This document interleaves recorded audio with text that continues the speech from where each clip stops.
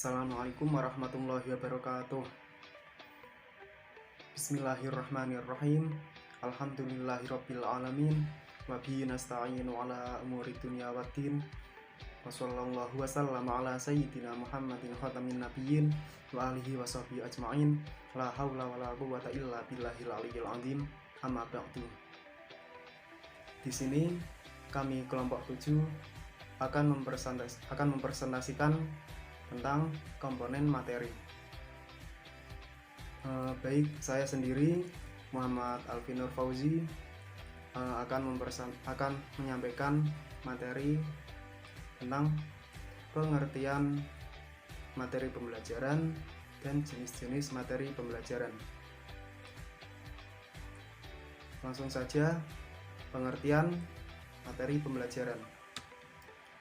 Materi pembelajaran atau instruksional material adalah bentuk bahan atau seperangkat substansi pembelajaran untuk membantu guru atau instruktur dalam kegiatan belajar mengajar yang disusun secara sistematis dalam rangka memenuhi standar kompetensi yang ditetapkan.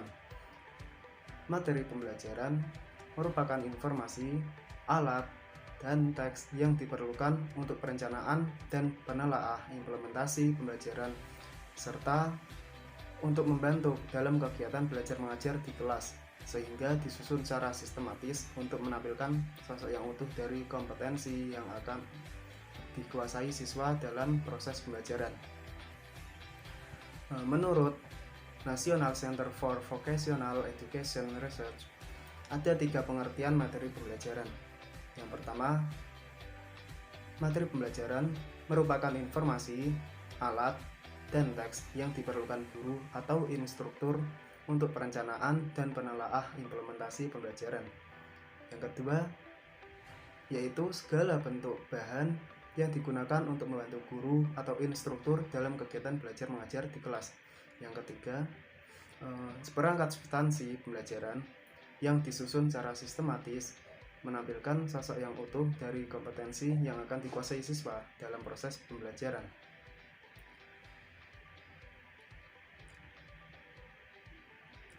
Poin kedua adalah jenis-jenis materi pembelajaran. Jenis-jenis materi pembelajaran dibagi menjadi 5. Yang pertama adalah materi fakta. Materi fakta adalah segala hal yang berwujud kenyataan dan kebenaran. Contohnya, dalam mata pembelajaran sejarah, ada peristiwa Proklamasi 17 Agustus 1945 dan pembentukan pemerintahan Indonesia. Jenis yang kedua ada materi konsep, yaitu segala yang berwujud pengertian-pengertian baru yang bisa timbul sebagai hasil pemikiran, meliputi definisi, pengertian, ciri khusus, hakikat, inti atau isi, dan lain sebagainya. Contohnya dalam pembelajaran biologi, hutan-hutan tropis di Indonesia sebagai sumber plasma nutfah, usaha-usaha pelestarian keanekaragaman hayati di Indonesia secara in situ dan ex situ. Yang ketiga ada materi prinsip, yaitu berupa hal-hal utama, pokok, dan memiliki posisi terpenting, meliputi dalil, rumus, adagium, postulat, paradigma, teorema, serta hubungan antar konsep yang menggambarkan implikasi sebab akibat. Contohnya, dalam mata pembelajaran fisika, ada hukum Newton tentang gerak, hukum 1 Newton, hukum 2 Newton, hukum 3 Newton. Yang keempat ada materi prosedur, meliputi langkah-langkah secara sistematis atau berurutan dalam mengerjakan suatu aktivitas dan kronologi suatu sistem. Contohnya, dalam mata pembelajaran TIK, terdapat yaitu langkah-langkah akses internet, trik, dan strategi penggunaan web browser. Yang kelima, materi sikap atau nilai merupakan hasil belajar aspek efektif, misalnya nilai kejujuran, kasih sayang, tolong menolong, semangat, dan minat belajar dan bekerja.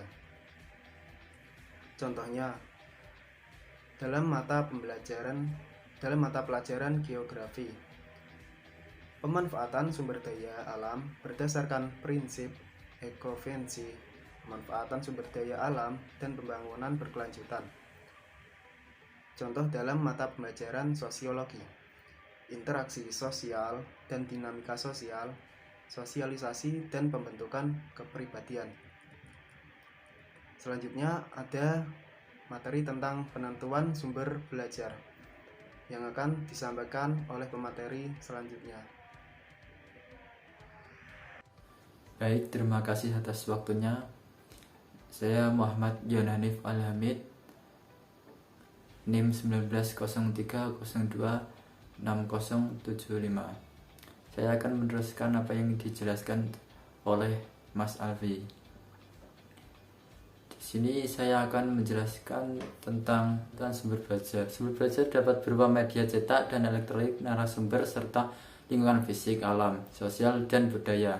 Sumber belajar adalah rujukan objek dan atau bahan yang digunakan untuk kegiatan pembelajaran. Bantuan sumber belajar didasarkan pada standar kompetensi dan kompetensi dasar serta materi pokok atau pembelajaran, kegiatan pembelajaran, dan indikator pencapaian kompetensi. Sumber belajar juga diartikan sebagai segala tempat atau lingkungan sekitar pada dan orang yang mengandung informasi dapat digunakan sebagai wahana bagi peserta didik untuk melakukan proses perubahan tingkah laku. Bahan ajar merupakan bagian dari sumber belajar. Bahan ajar adalah segala bentuk bahan yang digunakan untuk membantu guru atau instruktur dalam melaksanakan kegiatan belajar mengajar. Bahan yang dimaksud bisa berupa bahan tertulis maupun bahan yang tidak tertulis. Sebuah bahan ajar paling tidak mencakup antara lain: pertama, petunjuk belajar, yaitu petunjuk siswa atau guru. Kompetensi yang akan selanjutnya kompetensi yang akan dicapai. Yang ketiga, konteks atau isi materi pembelajaran. Yang keempat, informasi pendukung. Yang kelima, latihan-latihan. Yang keenam, petunjuk kerja dapat berupa lembar kerja. Selanjutnya, yang ketujuh, evaluasi. Yang kedelapan, respon atau balikan terhadap hasil evaluasi. Bahan ajar yang disusun dengan tujuan yaitu: yang pertama, menyediakan bahan ajar yang sesuai dengan tuntutan kurikulum dengan mempertimbangkan kebutuhan siswa, yakni bahan ajar yang sesuai dengan karakteristik dan setting atau lingkungan sosial siswa. Yang selanjutnya, membantu siswa dalam memperoleh alternatif bahan ajar di samping buku teks yang terkadang sulit diperoleh. Yang terakhir, memudahkan guru dalam melaksanakan pembelajaran. Cukup itu saja yang dapat saya sampaikan. Selanjutnya akan dijelaskan oleh pemateri selanjutnya. Baik, di sini saya akan menjelaskan tentang langkah-langkah penentuan materi pembelajaran. Langkah yang pertama adalah identifikasi standar kompetensi dan kompetensi dasar. Menentukan materi pembelajaran merupakan tahapan atau acuan awal dari langkah-langkah dalam penentuan materi ajar yang harus dilakukan terlebih dahulu, yang mengacu pada aspek kebutuhan tersebut. Perlu dijadikan acuan karena setiap standar kompetensi dan kompetensi dasar memiliki materi ajar yang berbeda-beda, baik dari segi materi ataupun dalam penggunaan metode ataupun model yang dilakukan dalam aktivitas belajar mengajar di dalam kelas. Dari segi penyiapan materi ajar, kita harus mengelompokkan terlebih dahulu apakah standar kompetensi dan kompetensi dasar yang harus dikuasai peserta didik tergolong dalam ranah kognitif, psikomotor, ataupun efektif. Langkah yang kedua adalah identifikasi jenis materi pembelajaran. Identifikasi dilakukan berkaitan dengan kesesuaian materi pembelajaran dengan tingkatan aktivitas ataupun ranah pembelajarannya. Materi yang sesuai untuk ranah kognitif ditentukan berdasarkan perilaku-perilaku yang menekankan pada aspek intelektual seperti pengetahuan, pengertian, dan keterampilan berpikir. Dan materi pembelajaran yang sesuai untuk ranah efektif ditentukan berdasarkan perilaku-perilaku yang menekankan aspek perasaan dan emosi, seperti minat, sikap, apresiasi, dan cara penyesuaian diri. Dan materi pembelajaran yang sesuai untuk ranah psikomotor ditentukan berdasarkan perilaku-perilaku yang menekankan aspek keterampilan motorik. Dengan demikian, jenis materi yang sesuai untuk ranah psikomotor terdiri dari gerakan awal, semi rutin, misalnya tulisan tangan, mengetik, berenang, dan yang lainnya. Langkah yang ketiga adalah memilih jenis materi yang sesuai dengan standar kompetensi dan kompetensi dasar. Setelah jenis materi pembelajaran teridentifikasi, langkah berikutnya adalah memilih jenis materi tersebut yang sesuai dengan standar kompetensi ataupun kompetensi dasar yang harus dikuasai siswa. Cara yang paling mudah menentukan jenis materi pembelajaran yang akan diajarkan adalah dengan mengajukan pertanyaan tentang kompetensi dan yang harus dikuasai siswa. Dengan mengacu pada kompetensi dasar, kita akan mengetahui apakah materi yang harus kita ajarkan berupa fakta, konsep, prinsip, prosedur, aspek, sikap, ataupun psikomotorik. Berikut adalah pertanyaan-pertanyaan penentuan untuk mengidentifikasi jenis materi pembelajaran. Pertanyaan yang pertama adalah, apakah kompetensi dasar yang harus dikuasai peserta didik berupa mengingat nama suatu objek, simbol ataupun suatu peristiwa? Kalau jawabannya ya, maka materi pembelajaran yang harus diajarkan adalah fakta.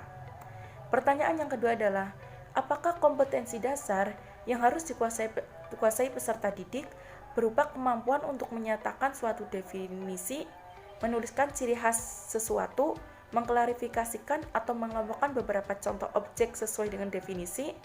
Kalau jawabannya iya, berarti materi ajar yang harus diajarkan adalah konsep. Dan pertanyaan yang ketiga adalah, apakah kompetensi dasar yang harus dikuasai peserta didik berupa menjelaskan ataupun melakukan langkah-langkah atau prosedur secara urut atau membuat sesuatu? Bila ya, maka materi yang harus diajarkan adalah prosedur. Dan langkah yang terakhir adalah memilih sumber bahan ajar.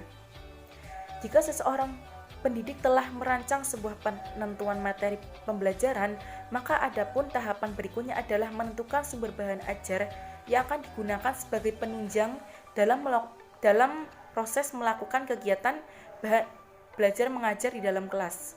Secara umum, pendidikan dapat menentukan sumber materi ajar dengan menggunakan berbagai referensi yang ada selama sesuai konsep materi ajar yang telah dijabarkan. Adapun sumber belajar yang umum digunakan oleh pendidik adalah buku pembelajaran, buku pelajaran, majalah, jurnal, koran, internet, media audiovisual, dan sebagainya. Namun tidak tertutup kemungkinan jika ada sebagian dari pendidik membuat sendiri materi ajar tersebut. Akan tetapi itu masih jarang dilakukan mengingat terbatasnya waktu dan ditambah lagi karena dikebut oleh jam tayang alias jam ngajar yang terlalu banyak, di mana seorang pendidik harus mengajar paling kurang sebanyak 24 jam seminggu. Dan yang D, prinsip-prinsip pengembangan materi. Yang pertama, A, relevansi, artinya sesuai. Jadi, materi pelajaran yang diajarkan harusnya relevan dengan pencapaian yang dikuasai peserta didik. Misalnya, dia itu menghafal kompetensi dasar, menjelaskan hukum permintaan dan hukum penawaran serta asumsi yang mendasarinya. Itu harus sesuai dan relevan. Yang kedua, B, konsistensi, artinya keajegan. Jika kompetensi dasar yang dikuasai peserta didik ada 4 macam, maka materi yang harus diajarkan juga meliputi 4 macam. Misalnya, kompetensi dasar yang harus dikuasai peserta didik adalah aljabar. Maka materi yang diajarkan juga harus meliputi teknik penjumlahan, pengulangan, dan perkalian. Kemudian yang C, adequacy, artinya Kecakupan materi yang diajarkan hendaknya cukup memadai dalam membantu peserta didik menguasai kompetensi yang diajarkan. Kemudian, adapun pengembangan materi dalam guru yang mengajarkan murid, yaitu yang pertama, guru harus mengetahui satu, potensi peserta didik. Yang kedua, relevansi dan karakteristik daerah. Yang ketiga, tingkat pengembangan fisik, intelektual, emosional, sosial, dan spiritual peserta didik. 4. Kebermanfaatan bagi peserta didik. 5. Struktur keilmuan. 6. Aktualitas, kedalaman, dan keluasan materi pelajaran. 7. Relevansi dengan kebutuhan peserta didik dan tuntunan lingkungan. Dan yang ke-8, penggunaan alokasi waktu. Kemudian cakupan materi pembelajaran secara umum, yaitu A. Keluasan materi, menggambarkan berapa banyak materi yang dimasukkan ke dalam materi pembelajaran. Jadi guru itu harus mengetahui berapa banyak sih materi yang dimasukkan ke dalam materi pembelajaran, apakah itu pas, apakah itu memadai bagi siswa, apakah itu membuat siswa keberatan atau tidak. Kedua, kedalaman materi, seberapa detail konsep yang harus dipelajari peserta didik. Yang kedua, menentukan urutan materi pembelajaran. Penentuan urutan materi pembelajaran harus urut dalam mengajarkannya. Prinsip-prinsip yang perlu diperhatikan dalam memilih materi pembelajaran, yaitu yang satu, prinsip relevansi atau keterikatan, maksudnya pelajaran berkaitan dengan pencapaian kompetensi peserta didik. Jadi antara materi pembelajaran dan pencapaiannya itu harus seimbang. Yang kedua, prinsip konsistensi atau AJEK, maksudnya materi pembelajaran harus dikuasai peserta didik. Peserta didik harus mampu menguasai materi pembelajaran. Yang ketiga, prinsip kecukupan atau memadai, maksudnya materi pembelajaran yang memadai untuk membantu peserta didik menguasai kompetensi yang diajarkan. Kemudian, cara mengurutkannya yaitu dari materi pembelajaran sederhana meningkat pada yang rumit. Jadi itu seorang guru harus mengajarkan materi yang mudah dulu, kemudian baru yang rumit. Agar apa? Agar si peserta itu mampu memahami dan mampu memahaminya dan mengamalkannya. Kalau tingkatnya sulit ke rendah, kan kasihan juga, karena biasanya pun ketika mengerjakan soal, si murid itu selalu mengerjakan yang mudah baru yang susah, seperti itu. Kemudian yang kedua, dari materi pembelajaran yang menggunakan tingkat berpikir rendah meningkat pada penggunaan kemampuannya berpikir tinggi. Yang ketiga, dari materi pembelajaran yang konkret menuju yang abstrak, yang jelas kemudian yang tidak jelas. Yang keempat, dari materi pembelajaran yang umum meningkat ke yang khusus yang memerlukan analisis yang mendalam. Biasanya kita kan umum dulu ya, karena cakupannya kan luas, kemudian baru itu dikhususkan lagi lebih ke mendalam. Contoh lah, nahwu, kita ambil jurumiyah itu kan masih umum, kemudian naik lagi ke imriti, lebih khusus lagi, kemudian lebih khusus lagi ke alfiyah, seperti itu. Kemudian menggunakan berpikir induktif. Yang keenam, kemudian materi pembelajaran yang dipelajari berdasarkan pada kehidupan sehari-hari. Kemudian mengidentifikasi kompetensi tujuan, yaitu mengidentifikasi aspek yang terdapat dalam standar kompetensi yang dipelajari atau dikuasai peserta didik. Kedua, mengidentifikasi jenis-jenis materi pembelajaran. Yang ketiga, memilih sumber materi pembelajaran. Yang keempat, kemudian pendekatan dalam mengurutkan materi pembelajaran. 1. Analisis. 2. Perancangan, yaitu perumusan pembelajaran yang harus berdasarkan analisis. Kemudian 3. Pemilihan media sumber belajar. Zaman sekarang kan canggih ya, jadi kita kan harus memilih media sumber belajar yang baik, ya, yang mampu dicapai oleh si peserta didik, yang kita sebagai pengajar pun tidak menyulitkan kita untuk mengajar, seperti lah gadget, tapi tetap dibatasi. atau media-media yang lain yang membantu si pendidik untuk mengajar peserta didik. Kemudian yang keempat, pemilihan strategi pembelajaran. Yang kelima, tahap pemilihan strategi pembelajaran merupakan tahap ketika merancang aktivitas belajar. Cukup sekian dari saya. Apabila ada salah mohon maaf. Wassalamualaikum warahmatullahi wabarakatuh.